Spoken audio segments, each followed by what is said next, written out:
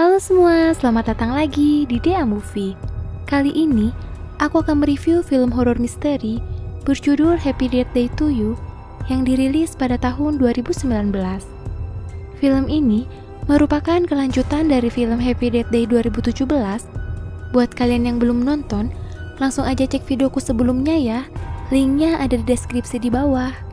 Di film ini, Tri yang akhirnya terbebas dari lingkaran waktu yang membuatnya harus mengalami kematian berkali-kali, kini harus berurusan dengan Ryan. Ia adalah teman sekamar Carter yang mengalami hal serupa. Tri yang bermaksud menolong, namun justru mengalami hal yang tidak terduga sama sekali. Oke, sebelum aku lanjut ke alur cerita lengkapnya, bagi kalian yang suka channel ini jangan lupa di subscribe ya. Kalau udah, yuk langsung aja kita ke alur ceritanya. Film berawal dengan diperlihatkannya seorang pemuda bernama Ryan yang terbangun di mobilnya karena kamar asramanya sedang digunakan oleh Tri dan Carter.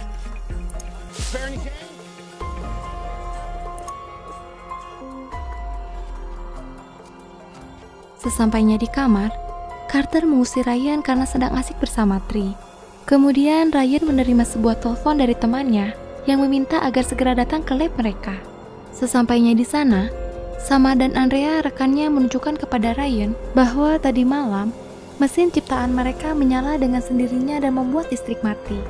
Ternyata mesin mereka lah yang sering membuat listrik mati di area kampus tersebut. Tak lama, dekan kampus mereka yang bernama Mr. Dean datang sambil marah-marah. Sama dan Andrea segera kabur dari sana, sedangkan Ryan yang terjebak di sana harus menerima omelan dari Mr. Dean. Mr. Dean mengatakan bahwa dia menyetop proyek yang sedang mereka lakukan karena sering membuat listrik di semua area kampus mati. Ryan tidak bisa berbuat apa-apa dan merasa kecewa. Saat Ryan sedang duduk, dia menerima kiriman foto dari seseorang yang berisi foto dirinya sedang duduk. Ryan pun memeriksa keluar lab ke tempat arah foto itu diambil, namun di sana tidak ada siapa-siapa. Ryan kembali menerima kiriman foto dirinya yang berasal dari arah sebuah lab kimia. Saat Ryan masuk ke dalam lab itu, ruangan itu gelap dan kosong. Ryan mengira itu ulah teman-temannya yang iseng lalu masuk memeriksa lab itu. Saat Ryan memeriksa sebuah gudang yang ternyata juga kosong, Ryan terkejut akibat ada sesuatu yang memegang pundaknya dari belakang. Ternyata itu hanyalah Samar yang membawakan Ryan makanan. Tiba-tiba, dari dalam gudang itu muncul sosok bertopeng membawa pisau dan kemudian menusuk Ryan dari belakang. Lalu Ryan pun kembali terbangun di mobilnya dengan panik bercampur kaget. Ryan keluar dari mobilnya dengan penuh kebingungan karena mimpi yang baru saja ia alami. Saat berjalan menuju asramanya, Ryan semakin kebingungan karena orang-orang yang ia lewati melakukan hal yang sama seperti di mimpinya tadi. Sesampainya di kamar, Ryan mengatakan kepada Carter apa yang ia alami. Tri langsung menyadari bahwa Ryan terjebak di dalam sebuah lingkaran waktu sama sepertinya. Tri menceritakan apa yang ia alami sebelumnya kepada Ryan. Ryan yang tidak percaya dan merasa ini hanya mimpi, kemudian tidur dan berharap ia akan segera sadar. Carter membangunkan Ryan dan berkata ini bukanlah mimpi. Lalu mereka bersama-sama menuju ke gudang tempat Ryan terbunuh sebelumnya. Ternyata gudang itu kosong. Tiba-tiba, sosok bertopeng muncul di belakang Ryan. Ryan refleks langsung memukul sosok itu yang ternyata hanyalah Samar. Kemudian Andrea juga datang ke sana. Diikuti Mr. Dean yang juga datang sambil marah-marah karena proyek ilmiah yang mereka lakukan membuat listrik kampus mati. Tri pun merasa curiga dengan proyek ilmiah Ryan. Ryan membawa Tri ke dalam labnya dan menunjukkan suatu mesin yang diberi nama Sisi. Ryan percaya bahwa dengan mesin itu mereka dapat memperlambat waktu, dan mesin itu tadi malam menyala dengan sendirinya pada jam 12.01 Senin tanggal 18, hari di mana Tri terjebak dalam lingkaran waktu. Ternyata, mesin itulah yang menyebabkan semua itu. Mereka pun berkumpul di sebuah kantin. Di sana Tri yang terlihat kesal pada Ryan dan berkata, "Selamat, kamu akan mati lagi, dan lagi." Ryan terlihat takut dengan Tri yang kesal itu. Tak lama, Daniel, teman satu asrama Tri, datang sambil marah-marah karena Tri tidak ikut dalam rapat mereka dan malah berkumpul dengan para kutu buku. Setelah Daniel pergi, mereka merencanakan suatu cara untuk membawa Ryan ke tempat yang aman. Ternyata, mereka membawa Ryan ke sebuah pertandingan basket yang dimana para penontonnya banyak memakai topeng yang sama dengan pembunuh itu. Lalu suara alarm berbunyi. Semua orang bergegas pergi meninggalkan tempat itu. Di sebuah lorong, Ryan yang terpisah dari teman-temannya bertemu dengan sosok yang membunuh dan mengejarnya. Ryan pun lari dan bersembunyi di sebuah ruangan. Saat Ryan mengendap-endap, tiba-tiba sosok itu muncul dari belakang dan menangkapnya. Saat sosok itu akan menusuk Ryan, Tree muncul dan memukul sosok bertopeng itu hingga pingsan. Mereka lalu membuka topeng sosok itu dan ternyata sosok itu adalah Ryan. Mereka membawa sosok Ryan ke dalam lab dan mengikatnya di kursi. Tree dan Carter mengira jika Ryan memiliki saudara kembar, namun Ryan membantahnya. Sosok yang mirip Ryan itu akhirnya sadar, lalu mengatakan bahwa ia dari dimensi lain dan terjebak di sana. Dia harus segera membunuh Ryan, jika tidak akan timbul kekacauan yang lebih besar. Ryan yang terlihat emosi kemudian menyalakan mesin itu lagi untuk mengembalikan sosok Ryan itu ke asalnya. Sama dan Andrea yang kemudian datang, kaget melihat ada 2 Ryan di sana. Lalu Mr. Dean juga datang ke sana bersama 2 orang security sambil marah-marah. Mr. Dean menyuruh security untuk mematikan alat tersebut, namun Ryan berusaha mencegahnya. Sosok Ryan yang berhasil melepaskan diri juga berusaha memukul mesin itu dengan kursi, namun tiba-tiba mesin itu mengeluarkan ledakan medan energi yang membuat semua orang terpental dalam gerak lambat. Lalu, Tree pun kembali terbangun di kamar Carter pada hari ulang tahunnya. Tree terlihat marah dan kesal. Mengetahui hal itu lalu berteriak memanggil Ryan agar segera masuk. Tree langsung memaki dan marah kepada Ryan karena telah membuatnya kembali ke hari itu lagi. Ryan yang tidak tahu apa-apa tampak kebingungan. Lalu Tree pun mengajak mereka pergi ke lab tempat mesin itu berada. Mereka pun pergi dengan Tree yang berwajah kesal dan berteriak kepada semua orang. Sebelum itu mereka pergi ke asrama Tree, namun ada yang aneh. Daniel yang seharusnya ada di asrama, kali ini tidak ada di sana. Namun Tree tidak terlalu memperdulikan hal itu. Tree segera bergegas ke kamarnya, menemui Lori, menanyakan di mana kue ulang tahun beracun yang akan Lori berikan kepadanya. Lori yang tampak bingung, lalu berkata bahwa dia tidak memiliki kue, lalu pergi untuk bekerja. Tree semakin kebingungan, karena berbeda dengan yang pernah ia alami sebelumnya. Mereka pun berkumpul di sebuah kantin, lalu Tree menceritakan semua kepada Ryan dan Carter. Ryan mengatakan bahwa mungkin Tree telah terpental ke dimensi paralel akibat ledakan medan energi di lab sebelumnya. Tree terlihat kebingungan dengan penjelasan Ryan yang sangat ilmiah. Lalu Daniel datang dan kemudian berciuman dengan Carter. Tree melihat mereka dengan wajah kebingungan. Ternyata di dimensi ini, Daniel berpacaran dengan Carter. Daniel juga sangat akrab dan ramah. Tree terdiam dan terlihat seperti orang bodoh melihat sikap Daniel yang sangat jauh berbeda. Lalu ayah Tree menelpon dan Tree segera pergi ke restoran tempat mereka merayakan ulang tahunnya. Namun Tree terkejut, tak lama ibunya juga datang ke tempat itu. Di dimensi ini, ternyata ibu Tree masih hidup. Tree langsung memeluk ibunya sambil menangis bahagia bisa ketemu dengannya lagi. Sementara itu di lab, Ryan dan yang lain terlihat sedang menyalakan mesin itu lagi agar Tree bisa kembali. Namun Tree datang dan meminta Ryan untuk menghentikannya. Tree telah berubah pikiran dan memutuskan untuk tinggal di dimensi ini karena ibunya masih hidup di sini. Saat mengobrol dengan Carter soal hubungannya dengan Daniel, Tree melihat Dr. Gregory sedang berdebat dengan istrinya. Tree pun langsung pergi dari sana. Malam harinya di kamar, Tree merasa aneh melihat video dan foto bersama ibunya yang merupakan milik sosok Tree yang lain. Tak lama, Daniel masuk mengajak Tree pergi ke sebuah pesta. Namun Tree berkata dia tidak ingin pergi. Saat mereka mengobrol, listrik tiba-tiba padam, lalu kembali menyala. Karena hal itu, Tree jadi teringat sesuatu lalu kemudian menyalakan TV. Di sana, ada berita soal buronan yang dirawat di rumah sakit. Tree pun segera lari ke rumah sakit itu dan memberitahu kepada perawat kalau buronan itu akan melarikan diri. Tree kemudian mengambil sebuah kampak dan masuk ke dalam ruangan tempat buronan itu. Namun, ruangan itu kosong dan tak lama dari kamar mandi keluar polisi yang menjaga buronan itu. Tree berusaha menjelaskan, namun polisi itu tetap menangkap Tree. Saat Tree akan dibawa keluar, tiba-tiba sosok bertopeng itu muncul dan membunuh polisi itu. Tree pun berteriak dan lari, namun Tree pun terpojok di depan sebuah lift. Saat sosok itu akan menusuk Tree, Lori muncul dari dalam lift dan menolong Tri. Namun tiba-tiba listrik mati dan mereka terjebak di dalam lift. Lori kemudian membuka paksa lift itu dan mereka keluar di sebuah lantai yang masih dalam tahap pembangunan. Saat mereka sedang berjalan menuju pintu keluar darurat, tiba-tiba Lori berhenti dan diam. Lori kemudian membalikkan badannya dan ternyata sebuah pisau sudah menancap di perut Lori. Lalu muncul sosok bertopeng yang kemudian mengejar Tri. Tri lari hingga sampai di atap gedung, namun Tri tak sadar bahwa ia lari hingga terjatuh dari atas gedung. Lalu Tri pun kembali terbangun di kamar Carter. Saat Ryan datang, Tri berkata agar menemuinya 1 jam lagi di lab. Saat di lab, setelah menceritakan semuanya, Tri minta tolong agar mereka bisa menutup lingkaran waktu dan bisa tetap berada di dimensi itu. Mereka pun akhirnya mau menolong Tri.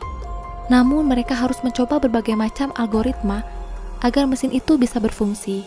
Karena tiap harinya Tri akan mengulang hari itu, maka Tri harus mengingat mana-mana saja algoritma yang sudah dicoba dan gagal, agar mereka tidak mengulang dari awal. Mereka juga memberikan ide agar Tri membunuh dirinya setiap hari, sampai mereka berhasil daripada harus dikejar sosok bertopeng itu. Tri pun akhirnya menyetujui ide gila itu. Mereka mulai memasukkan algoritma pada mesin, dan Tri mencatat serta menghafal algoritma-algoritma yang gagal tersebut lalu kemudian bunuh diri. Tri lakukan berbagai macam cara untuk membunuh dirinya sendiri. Tri juga terlihat cemburu setiap kali melihat Carter dan Daniel bermesraan.